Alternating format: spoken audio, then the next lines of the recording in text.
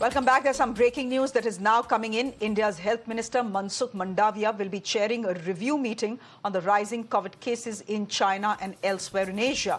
Now, this meeting is scheduled for tomorrow. The Health Ministry has already written a letter to state governments asking them to step up genome sequencing. So clearly, India is bracing for at least some spillover from the ongoing outbreak in China. I will be discussing India's strategy and whether we need to panic or not with N.K. Arora, who is heading the government's COVID working group. But before that, let me tell you why every country today is suddenly on its toes.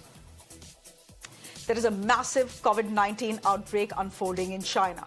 The official numbers are manageable, but the pictures tell you a very different story, and those pictures will be on your screens in just a second. Take a look at this video that was posted by Harvard expert Eric Ding. He's calling the situation in China thermonuclear bad. This video shows an ICU packed with COVID patients. Some of them are being treated on the floor because there's a shortage of beds, clearly. Another video shows dead bodies scattered on the floor at hospitals. There seems to be no doctors or nurses around. The bodies have simply been left unattended. Now, of course, we can't confirm the authenticity of these videos, but here's what we can say. It's not just one health expert from Harvard who is saying this. Similar pictures and videos are emerging from across China. China's equivalent of Twitter is Weibo, and it's flooded with videos and pictures like this. Cremation homes, for example, are dealing with massive backlogs. In one cremation home, almost 2,000 bodies, according to some reports. Funerals are happening around the clock. It's almost like a repeat of late 2020, except it's not happening in Italy or US, it's happening in China. But like I said, the official Communist Party version is very different. It always is. The Chinese government reported just 2,000 cases on Sunday, 2,200 cases on Saturday, and 2,000 cases on Friday. But those numbers don't add up if you look at these pictures and videos that are coming in. Clearly, China is going through a very bad situation. The question is how bad? Let me tell you what health experts are saying. In the worst case scenario, 60% of China's population could be infected in the next 90 days. Along with that, 10% of the world population as well.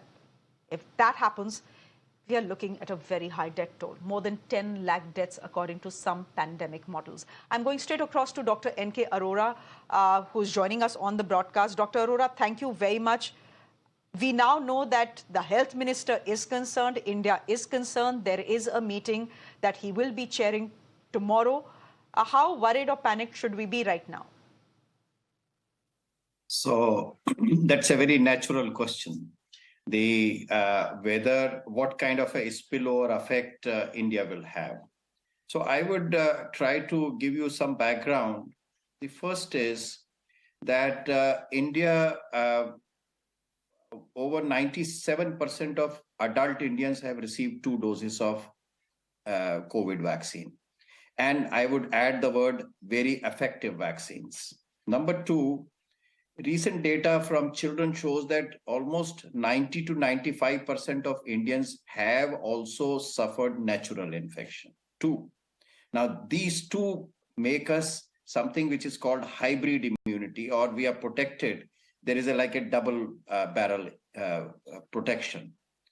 Third thing is that it is exactly 1 year since Omicron entered into our country. Last year, I think end November or first week of December, the Omicron entered into our country. And since then, over 75 variants, sub-variants of Omicron occurred all over the world, and they were identified within our country as part of this very efficient surveillance system.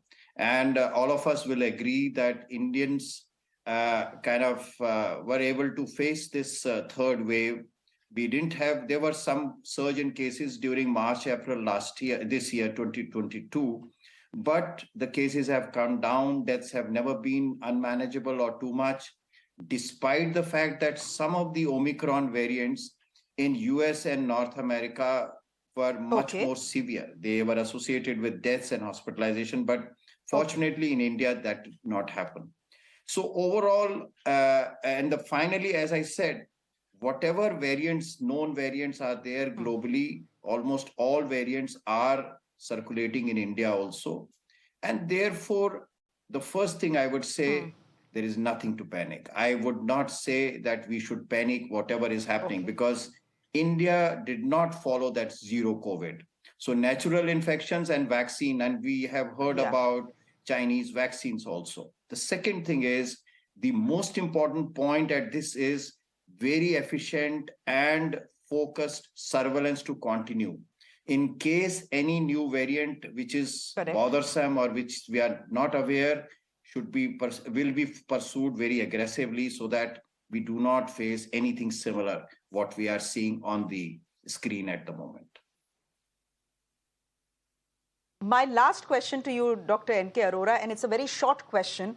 Uh, is it time for us to, get back our masks? I don't know where we have buried them, but is it time for that to happen? So I will put it a little differently.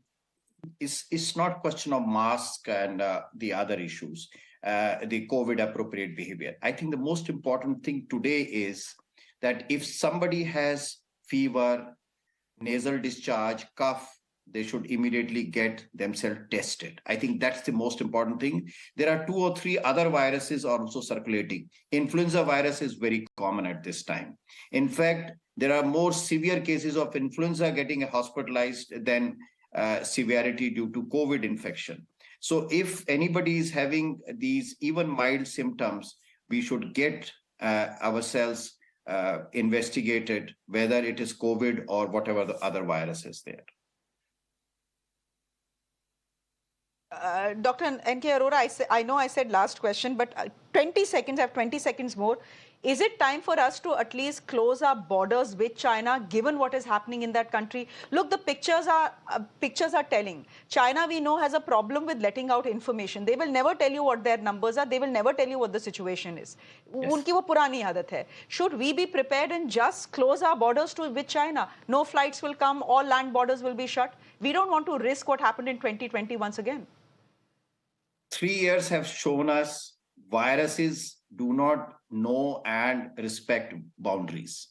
Wherever there is any virus which is not available, which is not here in India, it is a matter of time it will come. So closing borders is not a answer to this.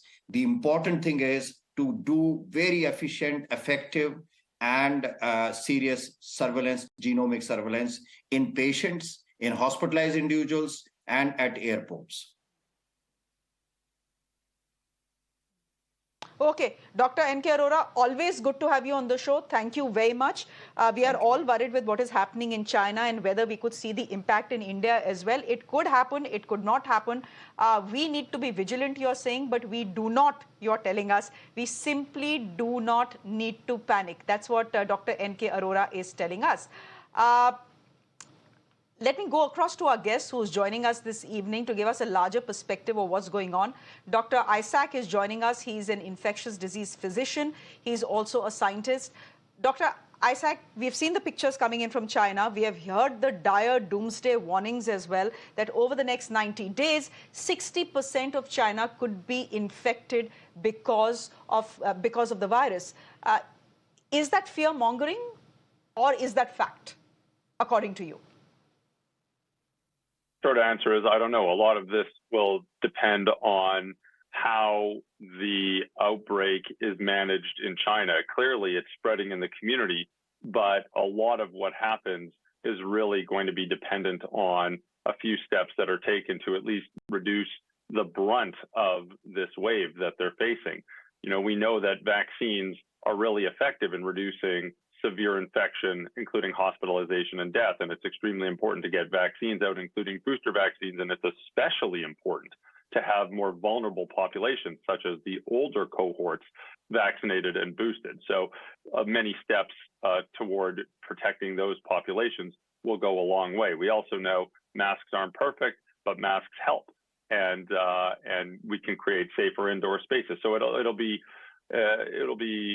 very important to watch how they manage this. Now, of course, we are seeing some really sad footage. We don't want anyone to get sick. And we are seeing some sad footage of hospitals starting to feel the stretch here, and healthcare systems starting to feel the stretch of a burden of cases. So I really hope that they are taking steps, which it sounds like they are, to at least reduce the burden and the brunt of this wave.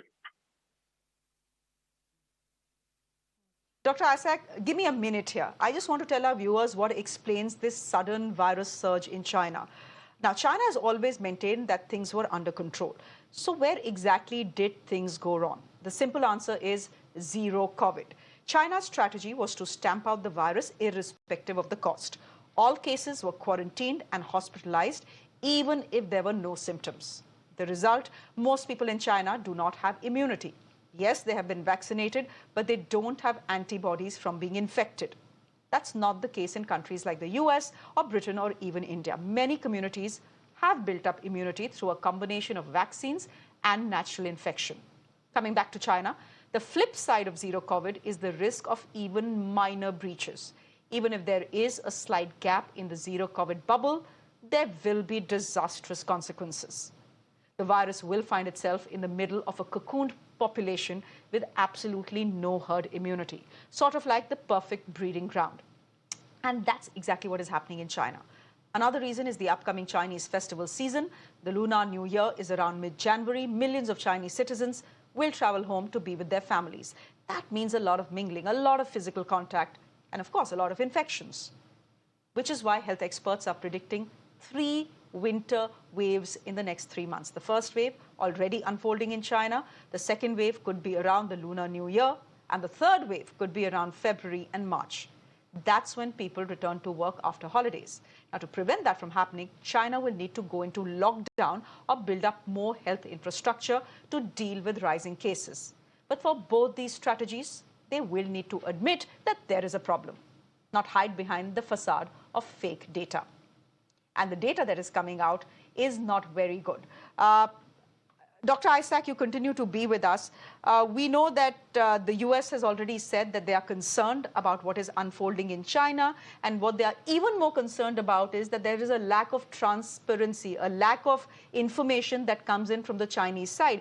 Do you see that as politics, or do you see that as genuine concern about what is to come, given the fact that we are just opening up? And the last thing you want is to go back into a lockdown again. Well, I mean, let's just differentiate between science and political science. And obviously, I'm coming at this from a medical and scientific standpoint. Transparency is key with data. Data sharing is extremely important, not just to help people in any country around the world, but it's also to help other scientists all over the world. We saw this, for example, when South African scientists and scientists in Botswana shared the genomic sequence of the Omicron variant, which was tremendously helpful to everyone else around the world. They were the first to report this, and they were penalized for reporting this. They were hit with travel bans, which were completely unfair and unreasonable. So we have to obviously have transparency over data and data sharing on a global standpoint, but we also have to have an understanding that there should be no penalty for being transparent with your data, because this does help the rest of the planet. Dr. Isaac, good to have you on the show. Thank you very much for your perspective. It's a story that is still unfolding. Let's see how the days and weeks go. Thank you very much for joining us here on Mirror Now.